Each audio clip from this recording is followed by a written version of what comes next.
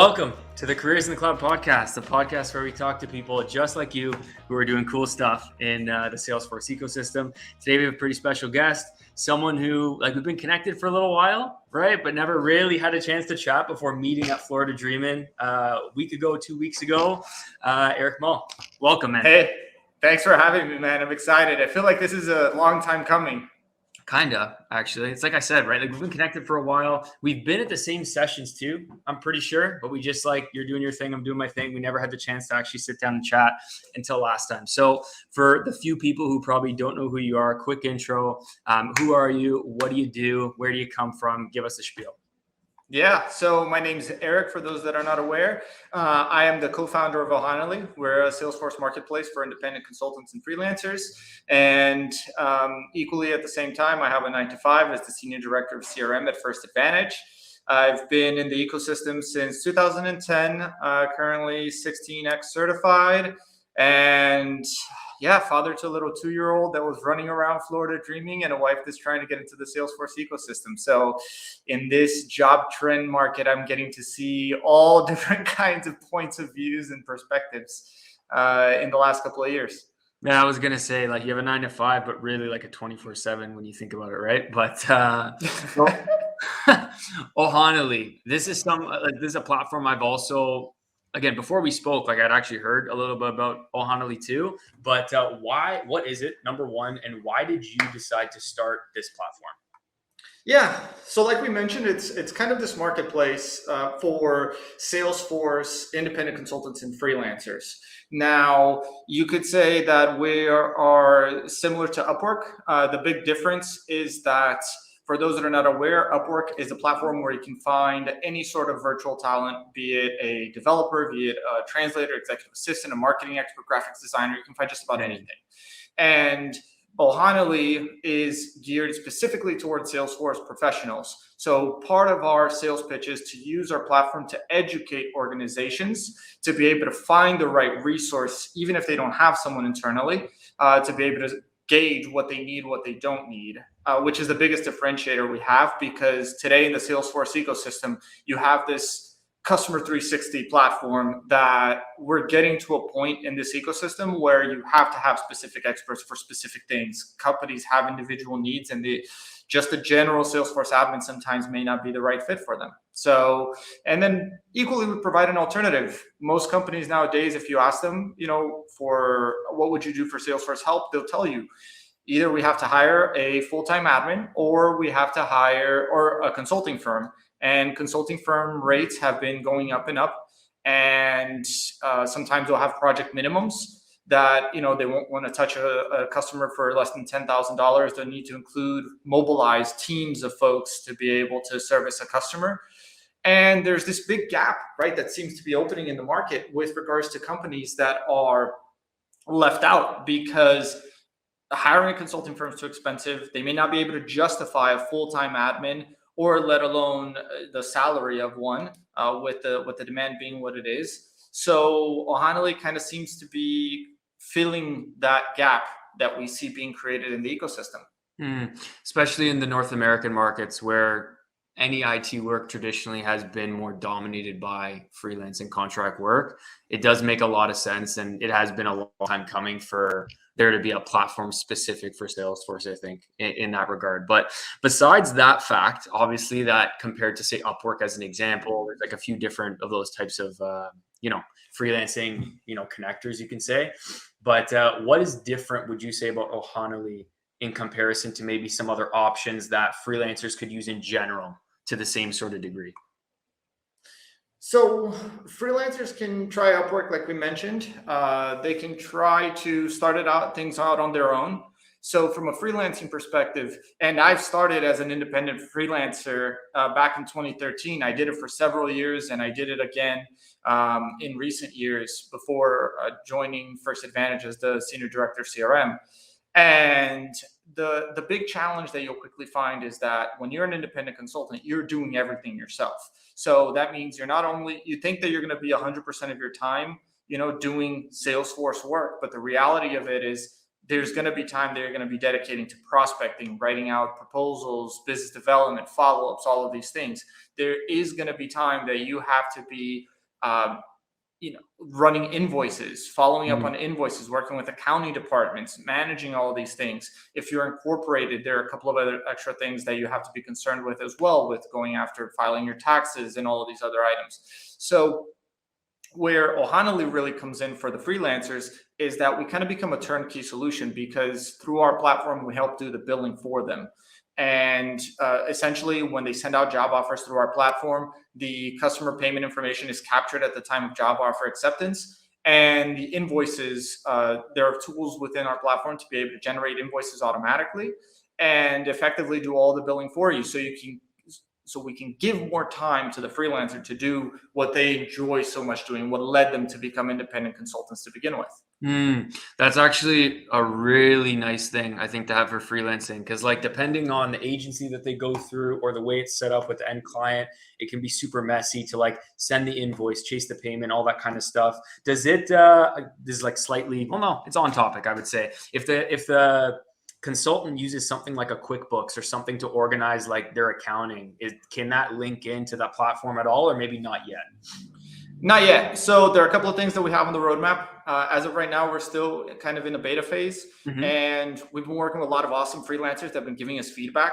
Sure. And we're really trying, especially because we're still fairly small.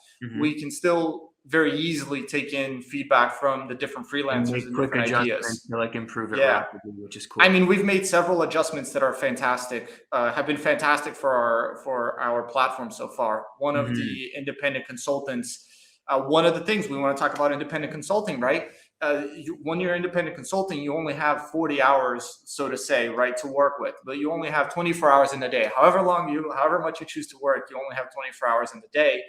And one of these freelancers reached their bandwidth point where they're like, I can take no more work. Sure. But clients from 6 months ago were coming back to him and saying, hey, we want to do some more work in XYZ items. So he came to us and he's like, hey, is there a possibility that I can refer another Ohanaly member to this guy and I can just put a little bit of a margin on top? And that was the creation of our referral program. So we've been recently putting referral programs and freelancers. Ohana coming from the means of family, and that's what, one of the reasons why it inspired the name for us.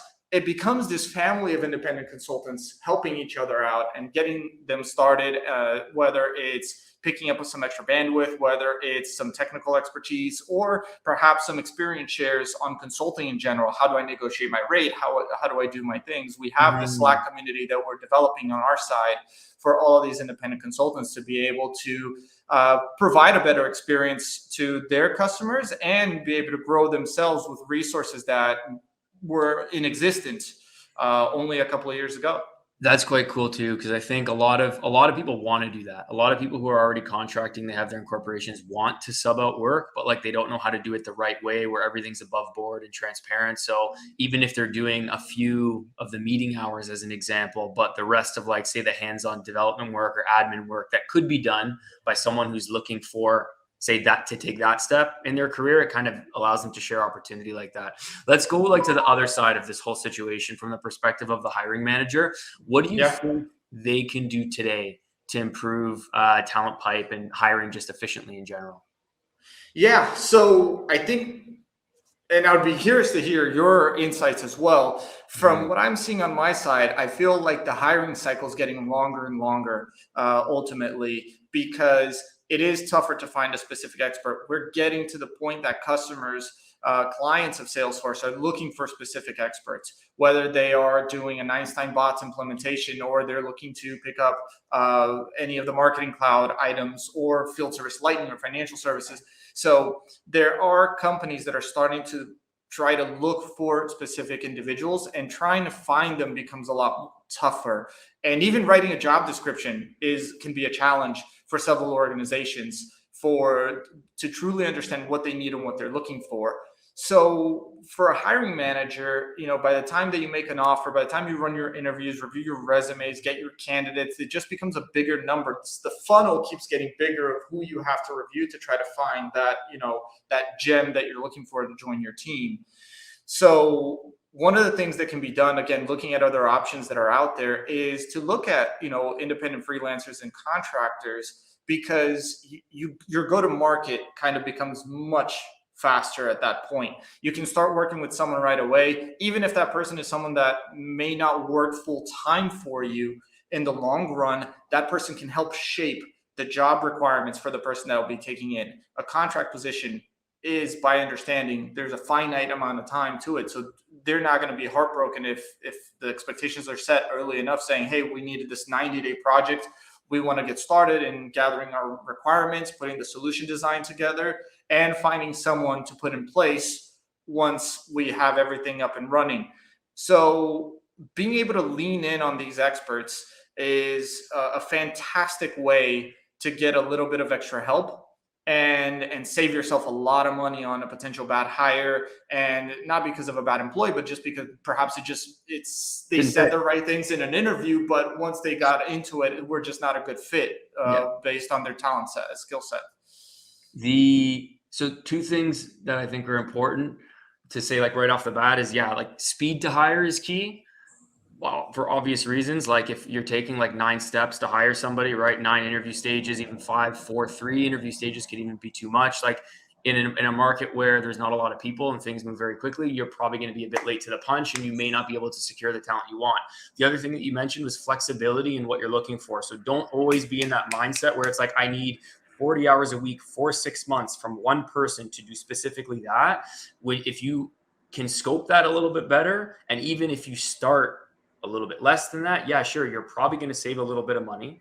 You might even be able to offer more to the person who's doing the work because you're not having to pay them for 40 hours a week, which for somebody who's taking on multiple projects may be more attracted to that. Typically, the people who are better at their job in the ecosystem are balancing multiple projects and are at a bit of a higher rate. So you may be able to get someone better, not having to take on the financial burden of a 40-hour week for 6 months to a year, this and that. So having some flexibility is key. Speed to hire is key. But the most important thing that I would say for hiring managers, and this is the whole reason why I still have a job in the industry that I do, is because hiring managers either, number one, don't like to network for themselves, or they don't have the time.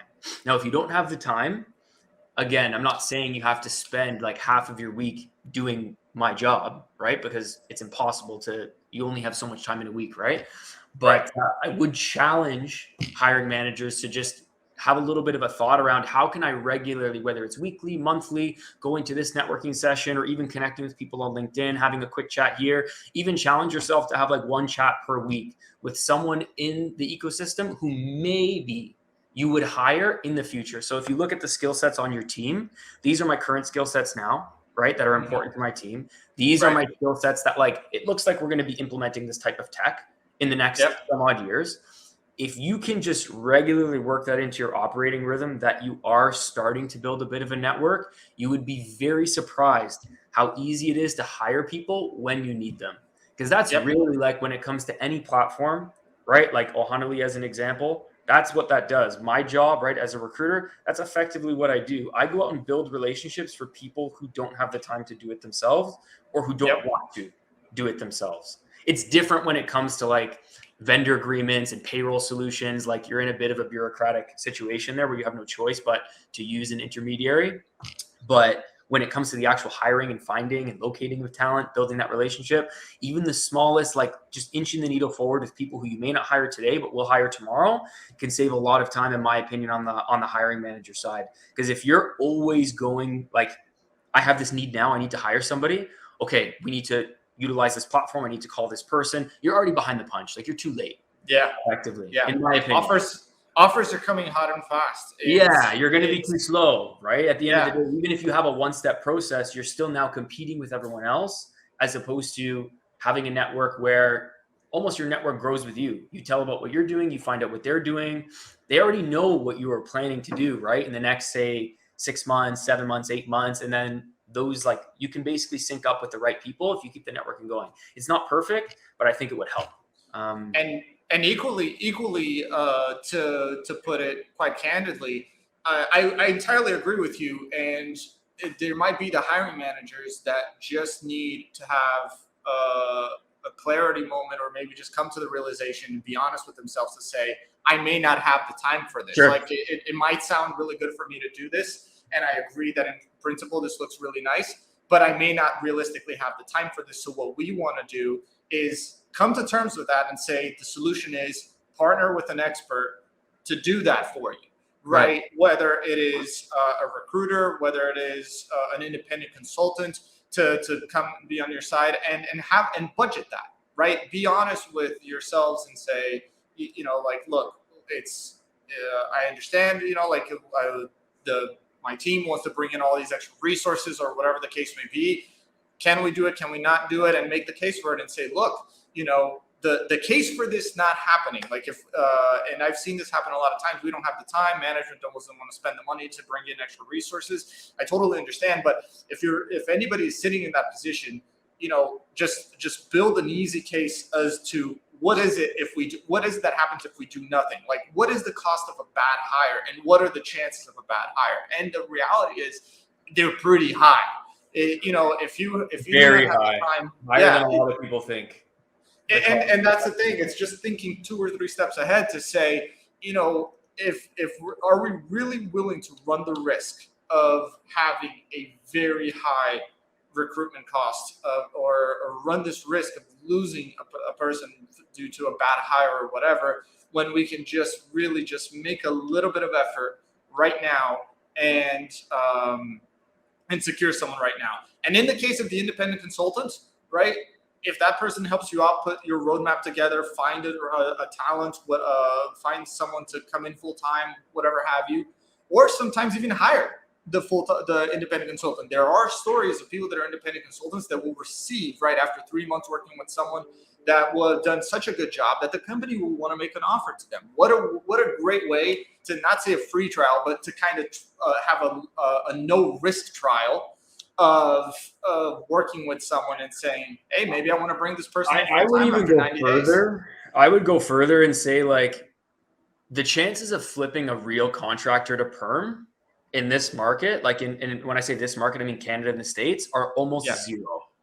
Like, there's so much financial incentive, and even the way that they're set up, like tax wise, why they'd want to stay contract, your only chance. And I've seen it before, right, where it does happen, where a contractor goes in contract, they have no intention of joining perm, but they see the way the company works, they start to enjoy like the way the environment is, they like the people. 6 months, a year down the line, they're like, you know what, like maybe something in the market changes, or they change themselves. And someone who a year ago was like, I will never accept a perm offer, never call me with this, is now going perm with this company that they never would have thought before. And the whole reason is because they did that contract. Yeah, absolutely. I mean, let's look at it from a perspective. I'm sitting here today running a freelance, an independent consulting freelance marketplace as someone who was an independent consultant and has flipped to a full-time job. So it can happen. And I know of other cases. It's not very common, but it certainly can happen.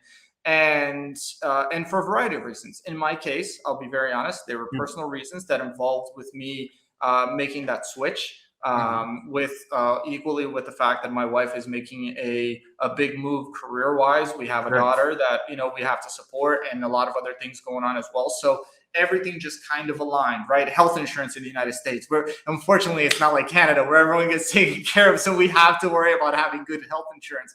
A lot of things lined up where I was like, look, I have the skill set and the expertise that I can jump in on the client side while Ohanaly takes off, while all of these things are going on. So there could be independent reasons for the freelancer to want to make that switch. And if a company is doing a good work with an independent contractor, whatever the case, there could be those things happening on the background that you may not be aware of. That it's literally just a question away. Like, would you consider? And imagine saving yourself from an entire hiring cycle with someone that is already up to speed on your processes, knows the team, knows your configurations, knows everything. So at that point, it's just, if you want to do it, like, we're already on board. But speaking about like life changing, circumstances changing, all the hiring freezes that are happening right now, everything that we're reading about, you go on LinkedIn, there's like a new company that's laying people off, or they're going to stop hiring, all this stuff. How does this actually benefit people who are working contract, freelance? Can you weigh in on that at all, in your opinion? Yeah. So I think this is a fantastic time. I don't mean to say this callously, but I think this is a really interesting time. Because as an entrepreneur, it's usually when there's a downturn that opportunity presents itself. Very first one that I was talking about and we were talking about it at Florida Dreaming. It came up on the session, right? I think this may be, just like the 2 years ago was the best time to buy a house, this may be the best time to hire a Salesforce professional. Competition will never be lower with the demand for Salesforce talent than it is right now. I understand companies are putting hiring freezes in play. I understand that companies, if a company can get creative one way or another, start by doing it with an independent contractor, because you can't have a full-time employee on your P&L, whatever the case may be. Like, if however your organization has to get creative to impress shareholders or the C-level executives, whatever it is, you may be at a really good opportunity to secure some amazing talent without a lot of competition. So I do see that opportunity there. I think layoffs are potentially coming. We see that a lot of layoffs are happening. I've obviously, we read the news.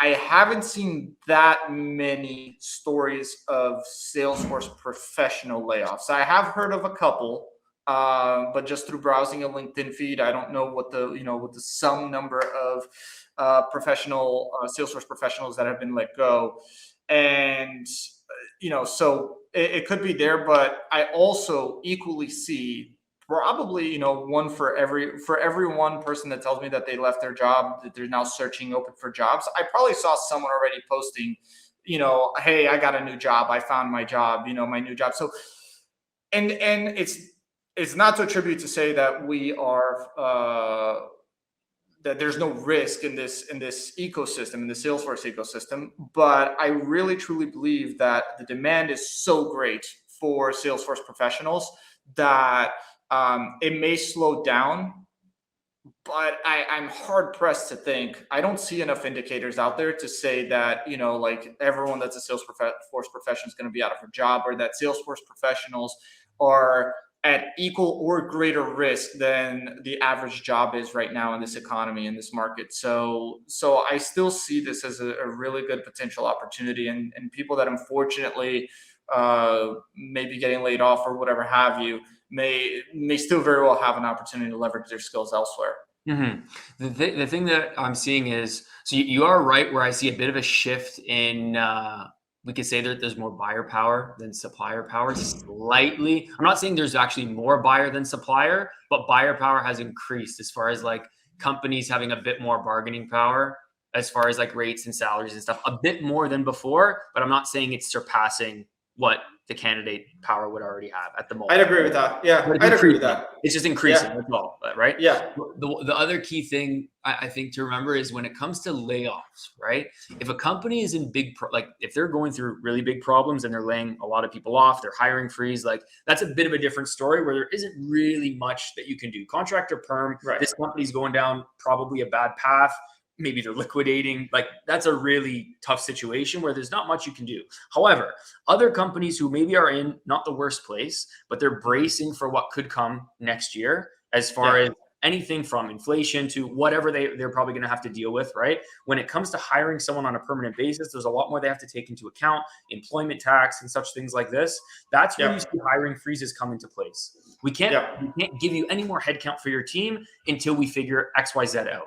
However, a lot of those companies, if it's a consultancy, they may still have running projects. If it is an end client, so like a company in our example that would buy Salesforce, right? They may still have a running project where, hey, we have to go live at this point, right? Like retail companies, for example, who in August, September, were trying to get their Commerce Cloud situation sorted out. If they don't have that done by, say, November, well, even before that, you probably have to have it done by September if you're going to sell anything online properly for the holidays. Right. But when you have deadlines like this, even though there's no headcount, that means work still has to be done. That's what opens doors for effectively contractors to pitch their services, have their services pitched to projects like that, because you don't need headcount for this. You need budget in the right place within an organization. Yes. And the companies that have budget but can't give the headcount will almost always go towards contractors. So going into next year with a lot of companies, like I'm speaking to a lot of, now's a really good time to be like catching up with, if you're in recruitment with your clients, to talk about, okay, what are your hiring plans for next year? Are you shifting at all from previously what would have been permanent staffing now to contingent. We're seeing a lot more companies who previously didn't even hire much contractors saying, hey, contingent resourcing is going to be a huge part of our strategy for next year. Yeah, that exact absolutely. ability to scale up fast. So to me, as much as, yeah, it can be a bit of a tough situation for people who are going through layoffs and stuff like that, hiring freezes at this time, it opens a lot of doors for people who are also moving into that contract space.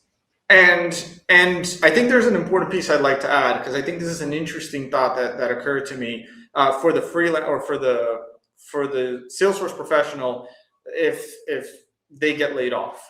Now, if you got laid off because of performance issues, right, then this may not be as helpful. But if you were, genuinely doing a decent enough job, and for whatever reason an accountant said this is a position that can no longer be there, then you have a very high possibility, with everything that Mauricio just explained, to be able to turn back into that organization and say, would you be open to contract work? Would you be open? They still have a need. They had a need before. 20 hours a week instead of 40, right? If you can just turn it around, coordinate with some independent consultants to understand how to establish yourself, how to set that up. Do you need to incorporate versus not? Which, spoiler alert, you don't.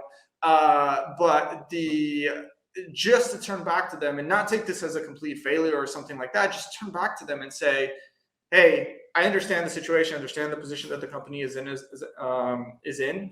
I'm willing to still be around and do some work. And even if they say, look, we may not be able to pay, say, look, I'm willing to do this part-time. I'm going to be using the rest of my part-time to search for jobs and opportunities because I have bills to pay, that I'm willing to do this part-time. You're right, man.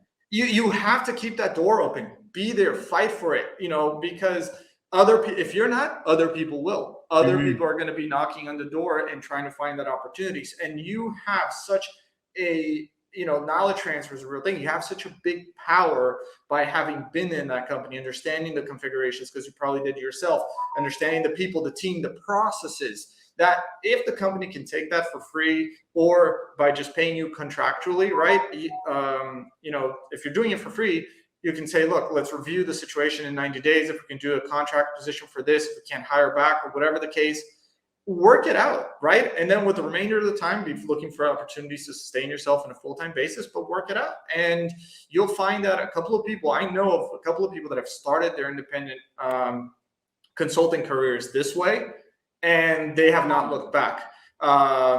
Consulting companies will probably pick up a lot of extra work because FTEs are getting laid off, and Ohanaly supports several consulting firms with staff augmentation to pick up extra bandwidth on short notice. So there are a lot of paths out there for any Salesforce professional that gets laid off that because of non-performance. We say this often in the North American market. Your job security isn't in your contract if it's perm or freelance, as an example. Perm and contract, that's not where your job security is. It really is like your skill set. That's what keeps you working at the end of the day. In parts of Europe, it's like literally impossible to fire somebody no matter what their performance looks like, right? But it's not the case here. In North America and Canada, the States, if a company does want to lay you off, like, they can lay you off. It doesn't matter if you've been there X amount of time. If you're a contractor, they will find a way where they will do what they want to do. Your job security is literally in your skill set, how current you are with what's coming. That's what effectively keeps you employed, contractor perm, right? So that's where I think people should be thinking, at least in this space. Specifically, we'll talk about a niche tech skill set. It doesn't apply for everybody, but for it does, really. What do you see as the future state of, effectively, Ohanaly does do what a lot of recruitment, it is a recruitment tool in a way. It can be classified as that, right? So what do you see as the future state of recruitment? Platforms, tools to improve, say, candidate experience during hiring? Yeah, I think it'd be foolish to think that we could keep doing the same thing over and over, in the recruitment industry and expect that to be the same. People that say, recruitment is purely an art, which I don't want to discredit that there's some art to being in the recruitment space, but I think that there's going to be a bigger reliance on the science of it, being able to easily educate organizations and be able to give the organizations the choice of how they want to be educated. Are they the type of company that they want to work with a recruitment organization that will take care of all of the problems for them? Or do they want to work with being able to follow a couple of prompts or wizards to help them figure out what's the best resource for them? So I think that, leveraging technology is going to become something important, and especially with Ohanaly, how we're tracking individual skills, what skills are on demand versus not on demand, what skills could pair well with certain projects versus others. As our database becomes more rich with that data, we definitely want to be able to use predictive analytics to be able to see what are the chances of candidates being a good fit versus not, to be able to recommend them based on certain things, saying, hey, here's someone that may be a good fit because they have good ancillary skills to the main skill that you're requesting. Equally at the same time, make sure that we're asking the right questions and setting the right expectations. A lot of times companies want to pick a part-time. They say, hey, we just need a part-time consultant versus a full-time. And we have a conversation as to why is that. And sometimes they're just thinking they can get away with financial reasons. And I'm like, okay, fine. But do you understand that a part-time consultant has several other projects that they're committed to as well? So you cannot expect this person to be at your beck and call every 5 seconds. And a lot of organizations do not understand that. They say, hey, I got a part-time consultant. If I pick up the phone and I call, I want to have an answer right away. And I'm like, those are terrible expectations in this world. And I don't mean to say that they are, intentionally ignorant. It's just that they just don't know because they've never worked with these guys before. So I think that there is a lot of education that can happen, and with technology, they can subscribe to how much education they need right early on. So I see a lot of potential opportunities with how Ohanaly is growing, with the feedback that we're receiving from both the client side and the consulting side with staff augmentation. And I think it's going to be a way to modernize it more than what I would imagine most recruiting firms have, which is just a good applicant tracking system that's currently out there. What you're saying about taking in the data the right way and using it the right way is key, because there are some companies who do this very well and some companies that they do part of it well and then the other part not so great. And there's a lot of room for improvement, in my opinion, in a few different areas. And I think when we're really going to start to see the change is as the new generation of management starts to move into that place where they're the ones doing the hiring. I think we're going to see a really big change. If you look at like a lot of traditional ways that people would use brokers, right, to broker anything, stockbrokers, mortgage brokers, like you're seeing a lot of this stuff. Like it's so easy now to do all of that using an application, right? With recruitment, it's a bit different in a sense where half of that, like there's two minds to this, right? There's the mind of the person going to the job and the mind of the person who is hiring, which complicates it slightly. However, there are a lot of gaps that I see even currently, like simply looking at LinkedIn as to where something like this could be improved. So if you look at, for example, and again, I don't know if LinkedIn would ever do this because they make a lot of money off recruitment companies, right? With LinkedIn Recruiter and stuff. So unless they could find something that like fits that revenue stream to supplement it and probably increase it, they may not do something like this. But just as a case example, right? Looking back at how can you facilitate our job directly between people who want to say go out and do their own thing themselves and find opportunity on their own. If you look at what LinkedIn does, you could have say up to 30,000 people you're directly connected to and start a conversation with at any point. Cool, right? But it doesn't really give you prompts or insight on exactly what's happening that could be relevant to you. So I'll give you a quick example of something that I thought of. Again, simple, base level, but I bet you this would result in some extra hires happening directly between people. If, for example, I work at X company, I've been there for 3 years. Average tenure at this company is say 3.5. And you can get all this info from LinkedIn. Average tenure, attrition, jobs posted in the past X amount of months, within what division, it gives you all that. But let's say my average tenure is, for example, 3.5 years. I'm coming up on my 3rd year. I get a prompt that says, hey, did you know people within your department at your company have left within, say, the next 6 to 12 months, right? These are the companies that they've gone to. XYZ company from your department specifically. Any of these companies interesting to you? Maybe yes, maybe no. Let's say they are. You click on a few of the companies. These are the hiring managers at those specific companies where people have basically gone to work for those people. Any of these people you're interested in speaking to? Sure, maybe XYZ. The hiring manager can get the same type of prompt. Did you know that these 5, 6, 7, 8 people coming from these companies that you did hire for in the past X amount of time, maybe at a point where they're reaching their average tenure at their current companies? Anyone interested in networking with these people? They click, yes, XYZ, these 4 people. Maybe not to hire right now, but you've now facilitated a conversation between 2 people who, looking at the data, very well could be working together in the next some odd time. So again, that's something that's like ran through my mind as far as something, a small tweak that LinkedIn could probably do soon, and other platforms could probably do even quicker, because they're more like Ohanaly, for example, is very flexible. They take data very quick, they take feedback very quick, and they can act on it. So that's just something small that I see could very, very much change the way that this industry works, in my opinion.